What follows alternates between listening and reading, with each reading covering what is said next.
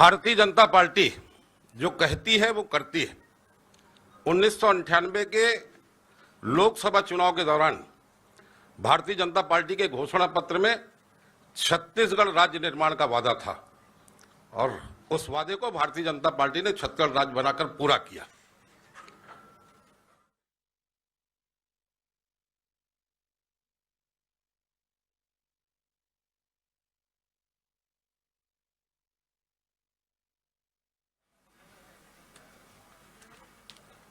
सामने आइए।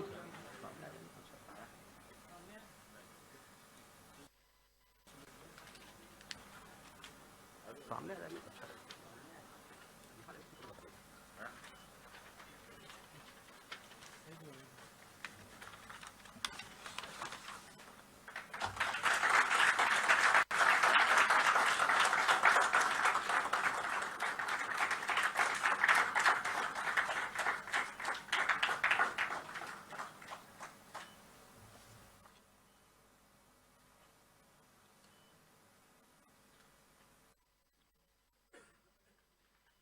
छत्तीसगढ़ के लिए मोदी की गारंटी 2023।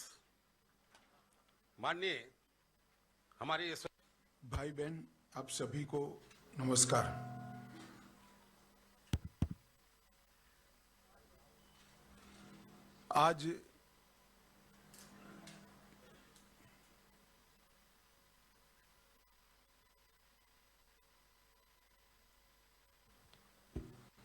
आज यहां पर मैं छत्तीसगढ़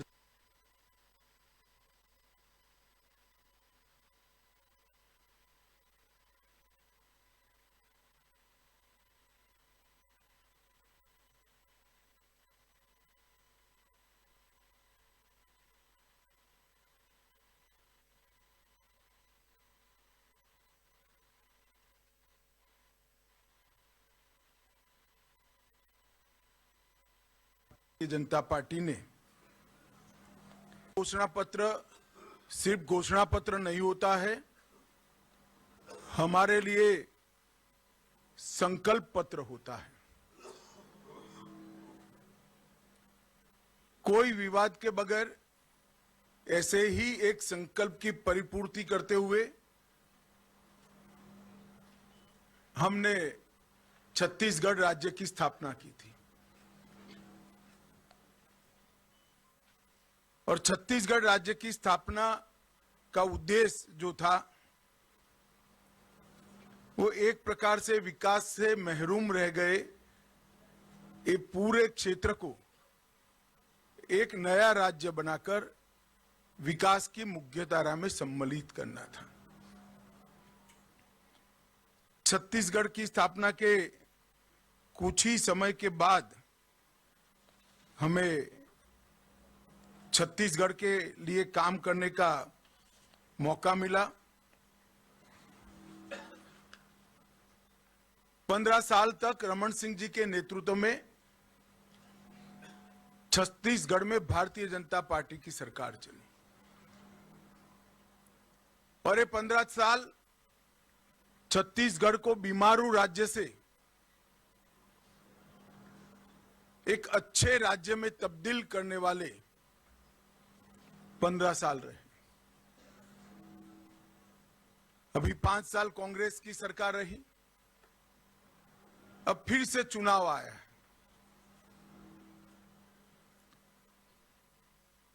मुझे मालूम है यहां पर छत्तीसगढ़ की जनता परिवर्तन करने जा रही है। मैं छत्तीसगढ़ में घूमा हूं, जनता से संवाद भी किया है।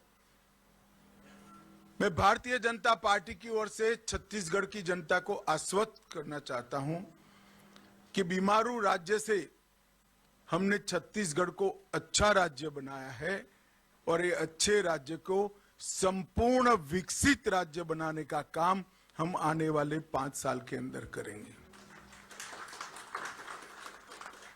15 साल जो हमारे रहे वो 15 साल में रमन सिंह के नेतृत्व में और 5 साल रमन सिंह और नरेंद्र मोदी जी के नेतृत्व में शुरुआत के 10 साल ढेर सारी अड़चने होने के बावजूद भी हमने छत्तीसगढ़ का दिन दूना रात चौगुना विकास करने का काम किया। छत्तीसगढ़ के कई दुर्गम क्षेत्रों को नक्सलवाद के कहर से मुक्त करने का काम भारतीय जनता पार्टी की सरकार ने किया। छत्तीसगढ़ के इंफ्रास्ट्रक्चर को उठाने का काम भी भारतीय जनता पार्टी की सरकार ने किया। पोषण की गारंटी देने वाला समग्र देश में पहला राज्य छत्तीसगढ़ बना। मनरेगा में 150 दिन की रोजगारी देने वाला भी सबसे पहला राज्य छत्तीसगढ़ बना।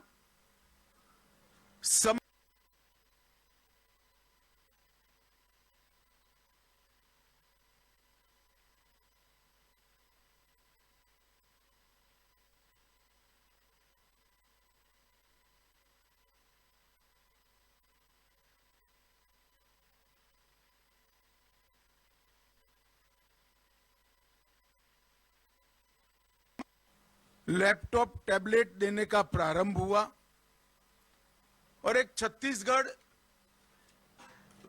बिजली के अकाल से हमेशा पीड़ित था, वो पावर सरप्लस स्टेट बनाने का काम भी भारतीय जनता पार्टी ने किया।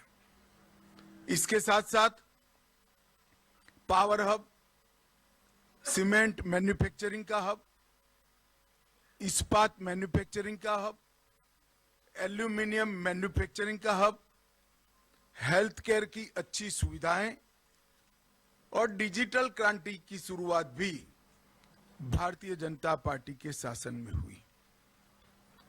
आदिवासी अंचल जहां एक कॉलेज स्थापना भी बड़ा दिक्कत था, सरगुजा और बस्तर में 2 नए विश्वविद्यालय बनाने का काम भारतीय जनता पार्टी ने किया और दंतेवाड़ा जैसे सुदूर क्षेत्र में भी शिक्षा के नए मानक गढ़ने का काम रमन सिंह के नेतृत्व में भारतीय जनता पार्टी ने किया। उसी कालखंड में 2 मेडिकल कॉलेज से वहां से बढ़ाकर हमने 15 तक पहुंचाए। मेडिकल के विद्यार्थियों की सीटों की उपलब्धि 100 से बढ़ाकर 1100 तक ले गए। इंजीनियरिंग कॉलेज 14 से बढ़ाकर 50 तक ले गए। पॉलिटेक्निक कॉलेज 10 से बढ़ाकर 51 तक ले गए। आईटीआई 61 से बढ़ाकर 176 तक ले गए। डेंटल कॉलेज 1 से बढ़ाकर 5 तक ले गए। नर्सिंग कॉलेज 1 से बढ़ाकर 84 तक ले गए। मैनेजमेंट के कॉलेज 2 से बढ़ाकर 16 तक ले गए और पशु चिकित्सा कॉलेज और कृषि कॉलेज 4 से बढ़ाकर 31 तक ले जाने का काम हुआ। परंतु बीच में भूपेश जी की प्रकृति है ऐसे, और ये तो मानना ही पड़ेगा, झूठा प्रचार करने में पूरे भारत में उनका कोई सानी नहीं है। गलत सीडी बनाना, फर्जी सीडी बनाना, फर्जी पेन ड्राइव बनाना, फर्जी अखबार में समाचार प्लांट करना, इसमें इनको सिद्धता है। एक वातावरण बनाकर उन्होंने 5 साल के लिए सत्ता ली और ये 5 साल में क्या हुआ? 2000 करोड़ का शराब घोटाला हुआ, 540 करोड़ का कोयले के परिवहन का घोटाला हुआ, प्रधानमंत्री अन्न योजना में कोरोना के समय में हजारों करोड़ का घोटाला किया। और मैंने मेरे सार्वजनिक जीवन में कभी भी देश भर में कहीं पर भी और आज भी होने के बाद भी गोबर में कोई घोटाला कर सकता है ऐसी सक्षमता नहीं दिखी है। यहां पर गाय के गोबर में भी घोटाला करने का काम इन्होंने किया। 1300 करोड़ का गोठान घोटाला किया, 600 करोड़ का पीडीएस घोटाला, 5000 करोड़ का अभी तो शुरुआती जांच है महादेव ऐप का घोटाला, जिनके कारण उनकी नींद उड़ी हुई है। पब्लिक सर्विस कमीशन का घोटाला हुआ। प्रधानमंत्री जी ने गरीब आदिवासियों के विकास के लिए खदान से जो खनिज बाहर आता है, इसका एक हिस्सा डिस्ट्रिक्ट मिनरल फंड के लिए बनाया, इसमें से भी 700 करोड़ रुपए सरकार चाऊ कर गई।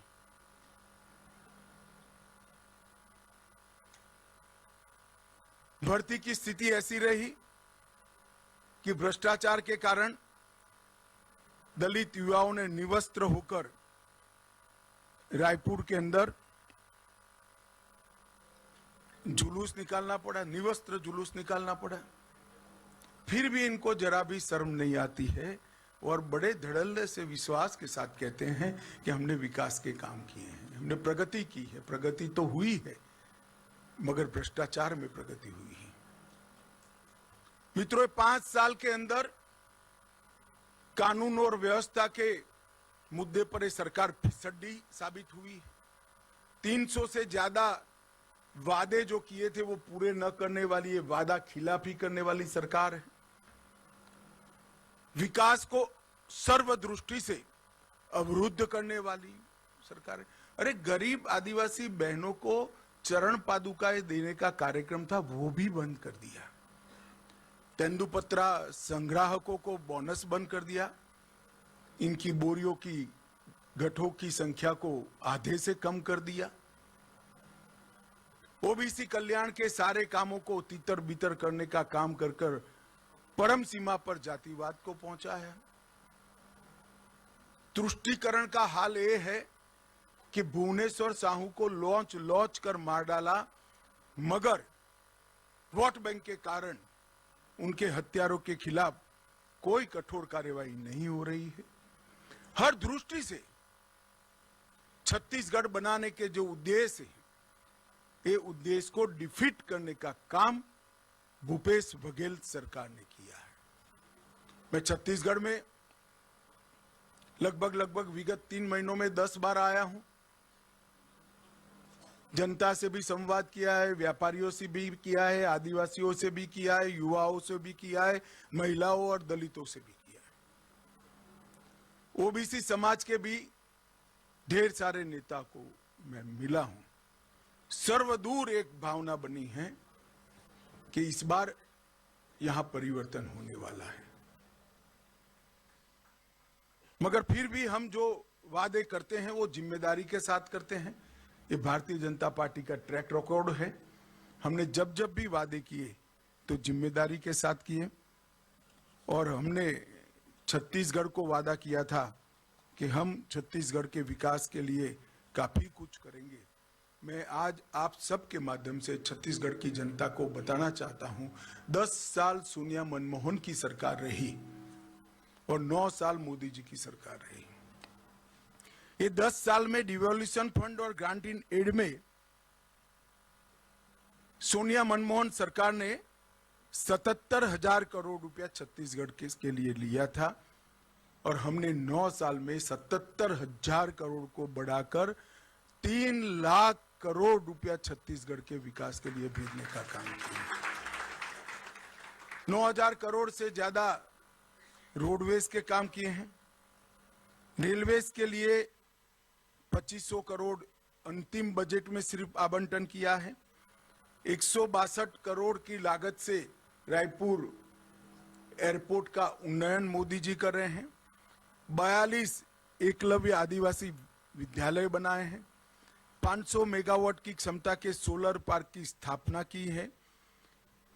पिछले 3 वर्षों में नक्सल प्रभावित एरिया में 1200 बैंक की शाखाएं, 5000 डाकघर और 2300 मोबाइल टावर बनाकर वहां पर रीच बढ़ाने का काम ये भारतीय जनता पार्टी की सरकार ने किया है। जगदलपुर में 2 ट्राइब्स इंडिया शोरूम बनाने का काम किया है और ढेर सारे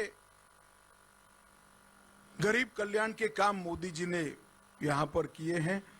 जिसकी बहुत लंबी सूची है, मैं बताना नहीं चाहता हूं, परंतु मैं इतना जरूर बताना चाहता हूं कि छत्तीसगढ़ के हर गरीब को घर में बिजली, शुद्ध पीने का पानी, गैस का सिलेंडर, शौचालय और इसको 5 लाख तक की सारी स्वास्थ्य की सुविधाएं और प्रति व्यक्ति प्रति माह 5 किलो अनाज देने का काम कर नरेंद्र मोदी जी ने हमारी सरकार न होने के बावजूद भी छत्तीसगढ़ की जनता की सेवा बहुत प्रमुखता के साथ और एग्रेसिवनेस के साथ की।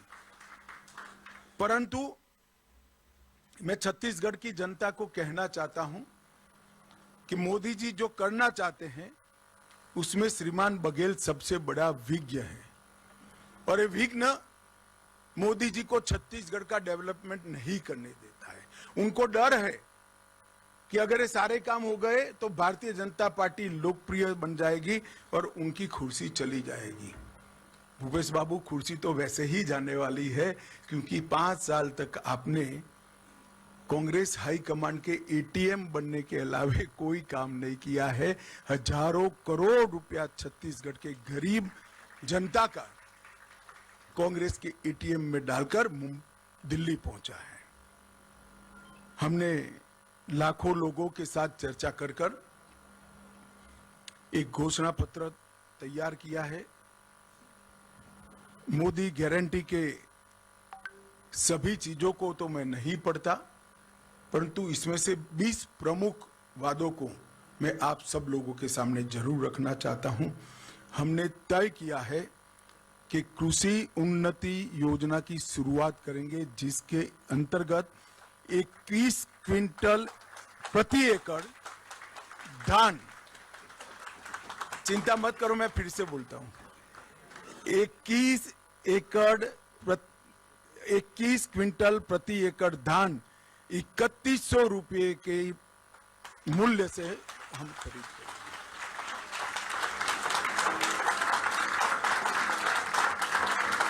और इसके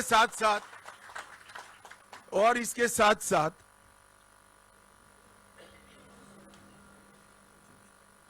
एक मुफ्त भुगतान उसका कर किसान को इसकी राह नहीं देखनी। मैं यहां पर एक स्पष्टता जरूर करना चाहूंगा छत्तीसगढ़ की जनता के सामने कि अभी 2700 रुपया जो मिल रहा है छत्तीसगढ़ की जनता को, इसमें से 2200 रुपया मोदी जी भेज रहे हैं और बघेल साहब 500 रुपया अंदर डालकर, वो भी लेट, 1 साल लेट, 500 रुपया डालकर 2700 रुपये की क्रेडिट ले रहे हैं। अब मैं बताता हूं 3131 रुपया भारतीय जनता पार्टी की डबल इंजन सरकारों का होगा और साथ में एक मुफ्त भुगतान भी हम करेंगे। इन्होंने एक नया बहाना बनाया है कि भुगतान नहीं करना है, खरीद नहीं करनी है तो बारदान की उपलब्धि नहीं कराते हैं। हम ये भी स्पष्ट कर देते हैं कि बारदान की उपलब्धि धान की खरीदी के पहले ही पर्याप्त मात्रा में कर ली जाएगी। इन्होंने वादा किया था हर महीना महतारी वंदन योजना के तहत हम महिलाओं को कुछ मुआवजा देंगे, नहीं दिया। हमने तय कर लिया है कि 12,000 रुपया सालाना हर विवाहित महिला को देने का भारतीय जनता पार्टी निर्णय करेगी। इन्होंने 5 साल तक सरकारी पदों पर भर्तियों में करप्शन नहीं हो पाया, इसलिए भर्तियां रोक दी। जब तक उनकी उगाही नहीं होती है भर्ती नहीं करते हैं। इसके कारण भर्ती की स्पीड हो गई, मोल भाव देने वाला नहीं मिला तो भर्ती ही नहीं करना। इसके कारण ढेर सारे पद खाली रह गए। 1 लाख खाली पदों को सिर्फ 2 साल के अंदर समयबद्ध टाइम टेबल तय कर हम इसकी भर्ती करेंगे। 18 लाख प्रधानमंत्री आवास योजना के घर बनाएंगे और छत्तीसगढ़ के हर घर में निर्मल जल नल से पहुंचाने का हम कार्यक्रम करेंगे। इसके साथ साथ तेंदुपत्ता संग्रहण में जो मेरे आदिवासी भाइयों बहनों जुड़े हैं, उनको बड़ा अन्याय हुआ है। हम प्रदेश में तेंदुपत्ता संग्रहण 5500 रुपया प्रति मानक बोरों में करेंगे। संग्रहण के मौजूदा दिनों में 15 दिन करेंगे, इसकी बढ़ोतरी करेंगे। चरण पादुका योजना फिर से चालू करेंगे और अतिरिक्त संग्रहण करने वालों को 4500 रुपये का बोनस भी भारतीय जनता पार्टी की सरकार देगी। भूमिहीन खेतीहर मजदूरों को दीनदयाल उपाध्याय कृषि मजदूर कल्याण योजना के तहत 10,000 रुपये की सालाना मदद करने का काम भारतीय जनता पार्टी करेगी। आयुष्मान भारत योजना जो मोदी जी ने देश के 60 करोड़ गरीबों के लिए इंट्रोड्यूस की है, हम प्रत्येक परिवार को 5 लाख की योजना तो देंगे ही देंगे, इसके साथ साथ 10 लाख तक का पूरा जिसको जरूर पड़ेगी इसका उपचार मुख्यमंत्री राहत कोष से किया जाएगा। क्योंकि ज्यादातर लोगों को 10 लाख के उपचार की जरूरत ही नहीं पड़ती है, तो प्रीमियम खर्च करने की जरूरत नहीं है। परंतु किसी को भी 5 लाख से ऊपर खर्च होगा, वो मुख्यमंत्री राहत कोष से देकर हम इस योजना को 10 लाख तक ले जाएंगे। प्रधानमंत्री जन औषधि केंद्र जो 90% से 30% सस्ती दवाइयां, जीवन रक्षक दवाइयां देता है, हम राज्य में 500 नए जन औषधि केंद्र खोलेंगे जिससे गरीब लोगों को सस्ती दवाइयां उपलब्ध कर सकें। हमें सुनिश्चित करेंगे कि पब्लिक सर्विस कमीशन की परीक्षा में पारदर्शिता होगी और इसको इस तर्ज पर करेंगे कि 5 साल में एक भी भर्ती घोटाला किसी के सामने नहीं आएगा। इसके साथ साथ भर्ती घोटाले में जो घपले करे हैं वो निश्चिंतता के साथ न सोए। आज से आप माला करना शुरू कर दो, सरकार आते ही आपके खिलाफ कठोर क्रिमिनल जांच की हम घोषणा करते हैं।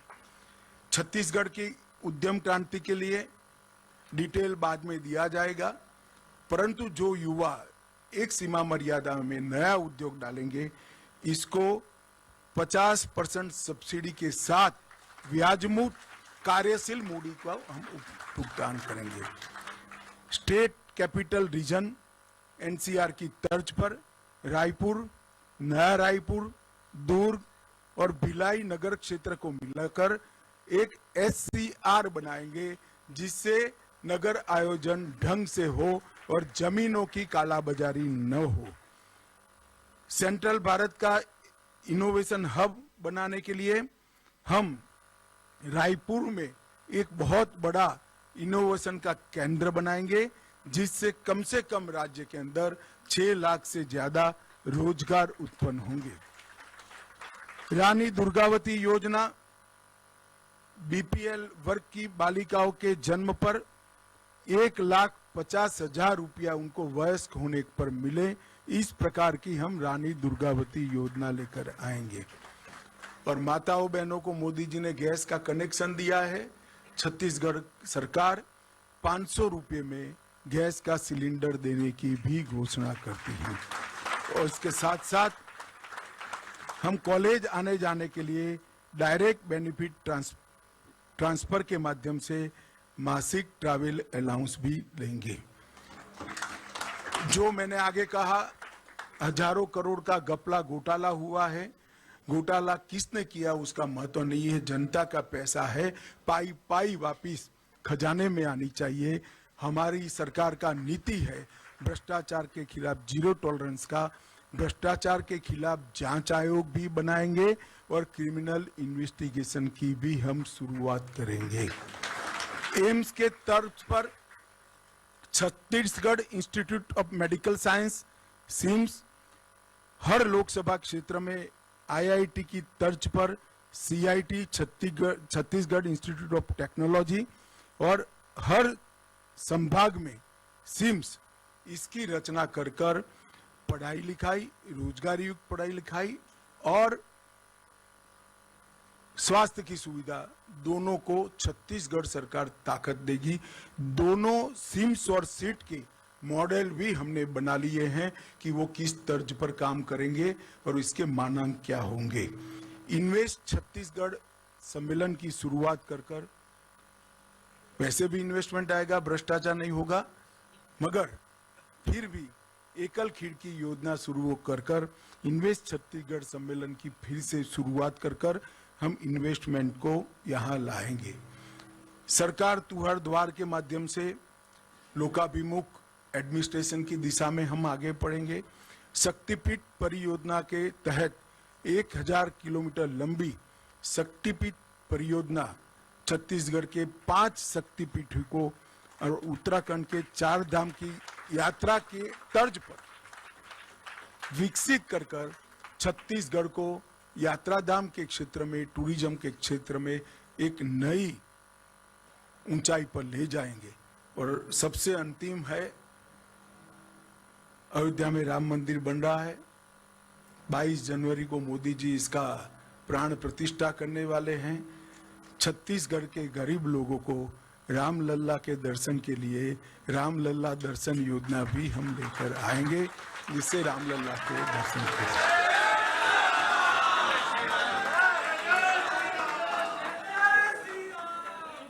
छत्तीसगढ़ राम का नैनीहाल है, माता कौशल्या का घर है। अब भांजा जब अपने घर में, निज घर में वापिस जा रहा है, तो छत्तीसगढ़ वालों ने बधाई लेने के लिए जाना चाहिए। इसकी व्यवस्था भी छत्तीसगढ़ सरकार करेगी। इसके अलावे भी ढेर सारे छोटी छोटी चीजों को एड्रेस करने वाले हमारे वादे हैं। हमने हर सीट का भी एक घोषणा पत्र बनाया है, हर संभाग का भी बनाया है। मेरा आप सभी से निवेदन है कि आप इसका डिटेल अभ्यास कर हमारे संकल्पों को छत्तीसगढ़ की जनता तक पहुंचाइए। और छत्तीसगढ़ की जनता को भी मैं आश्वस्त करने आया हूं कि हम सब भी जब भी चुनाव में आते हैं, हमारा हिसाब लेकर आते हैं। अगले चुनाव में भारतीय जनता पार्टी फिर से एक बार आपकी बनाई हुई नई सरकार का हिसाब किताब लेकर आपके सामने आएगी, ये वादा करता हूं। वंदे मातरम, भारत माता की जय।